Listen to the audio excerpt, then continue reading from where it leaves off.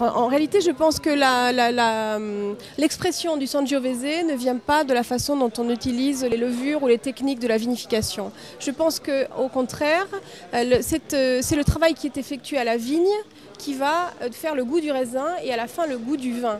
Et le rôle du vinificateur, c'est de ne pas caricaturer le goût et la personnalité de ces raisins.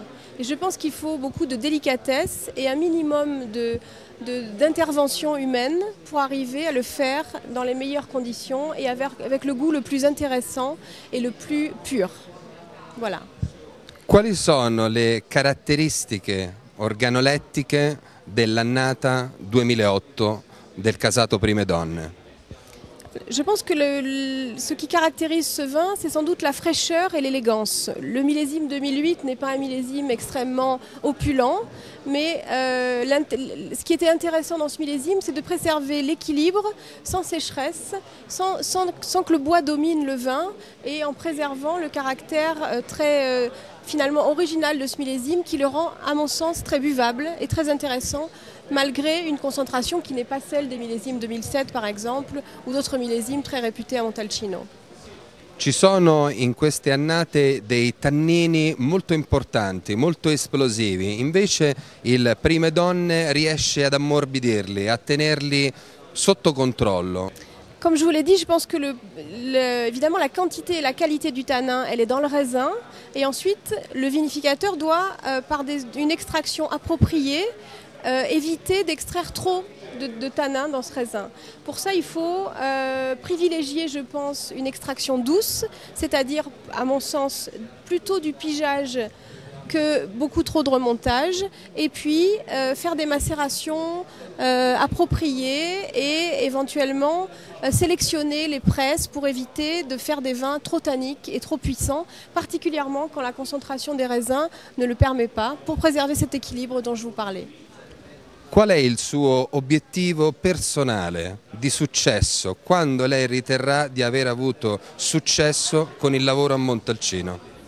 Alors mon objectif lorsque je fais du Sangiovese à Brunello, eh bien, c'est de faire des vins qui soient très représentatifs de leur origine, avec ce cépage qui est un cépage difficile mais extrêmement intéressant, où le fruit, l'acidité et la concentration tannique doivent permettre malgré tout de faire des vins à la fois élégants, puissants et extrêmement buvables.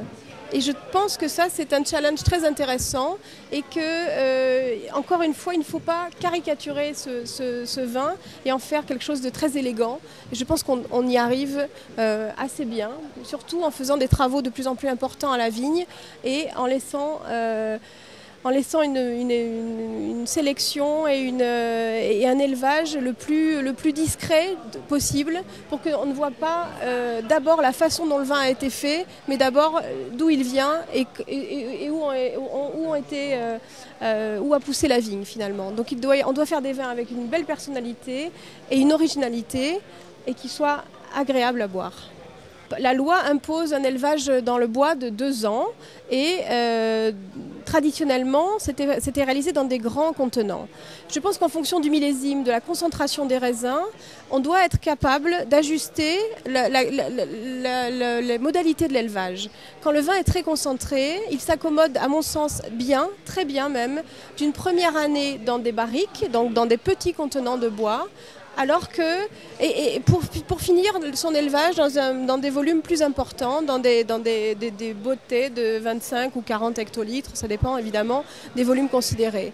Et puis lorsque le vin est moins concentré, dans des millésimes un peu plus délicats, je dirais, eh bien peut-être qu'il vaut mieux réserver l'élevage avec des contenants plus grands pour éviter que le bois ne vienne envahir et sécher le vin. Voilà.